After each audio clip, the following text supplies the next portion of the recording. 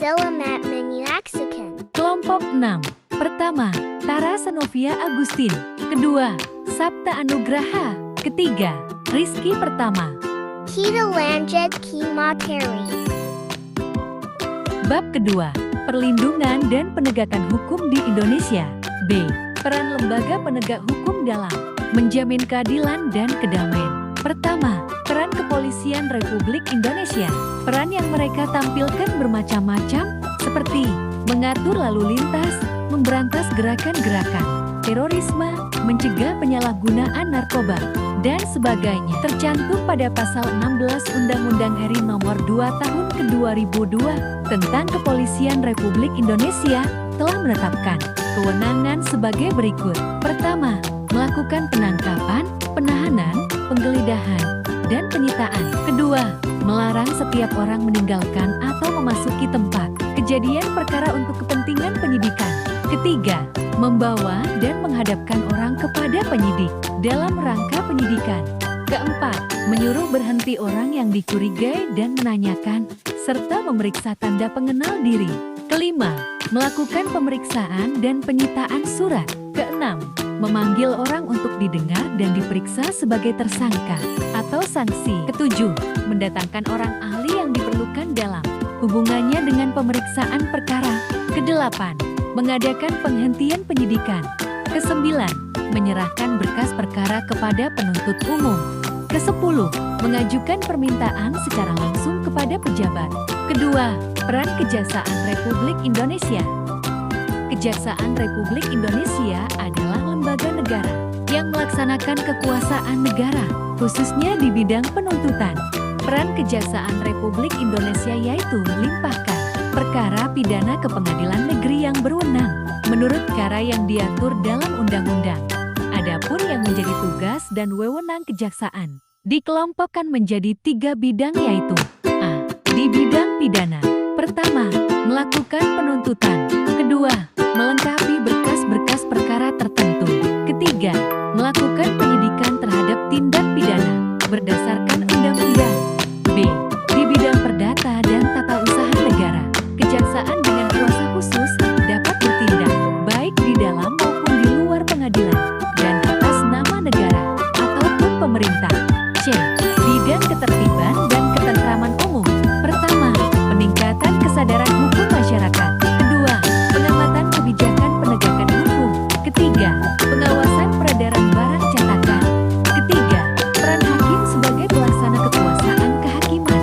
Hakim adalah pejabat peradilan negara yang diberi wewenang oleh undang-undang untuk mengadili. Keempat, peran advokat dalam penegakan hukum, yaitu memberi jasa hukum baik di dalam maupun di luar pengadilan. Jasa hukum yang diberikan berupa memberikan konsultasi hukum, bantuan hukum, menjalankan kuasa, mewakili, membela, mendampingi, dan melakukan tindakan hukum. Adapun persyaratan untuk menjadi advokat di Indonesia diatur dalam pasal 3 Undang-Undang Nomor 18 Tahun 2003, yaitu: pertama, warga negara Republik Indonesia. Kedua, bertempat tinggal di Indonesia. Ketiga, tidak berstatus sebagai pegawai negeri atau pejabat negara. Keempat, berusia sekurangnya 25 tahun. Kelima, berijazah sarjana yang berlatar belakang pendidikan tinggi hukum. Keenam, lulus ujian yang diadakan oleh organisasi advokat. Ketujuh, magang sekurang-kurangnya 2 tahun, terus-menerus.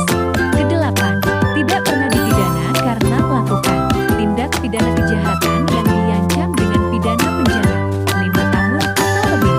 Kesembilan, berperilaku baik, jujur, adil, dan bertanggung jawab.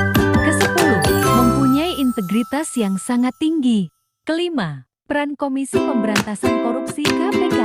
Komisi Pemberantasan Korupsi disingkat KPK adalah sebuah komisi yang dibentuk pada tahun 2003 berdasarkan Undang-Undang Republik Indonesia Nomor 30 Tahun 2002 tentang Komisi Pemberantasan Tindak Pidana Korupsi. Tujuan dibentuknya KPK adalah untuk mengatasi, menanggulangi, dan memberantas korupsi. Dalam menjalankan tugas dan wewenangnya itu, KPK berpedoman pada asas sebagai berikut. Pertama, kepastian hukum, yaitu asas dalam negara hukum yang mengutamakan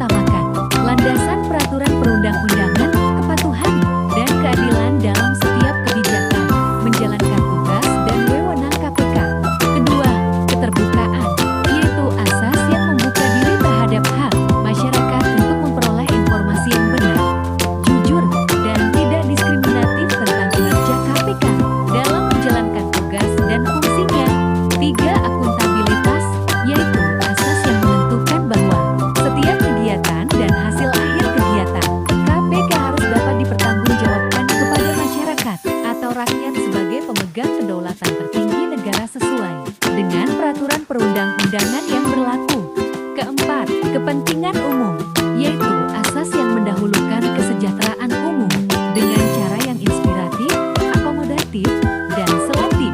Kelima, proporsionalitas, yaitu asas yang mengutamakan keseimbangan antara tugas, wewenang, tanggung jawab, dan kewajiban KPK. Terima kasih sudah menyaksikan.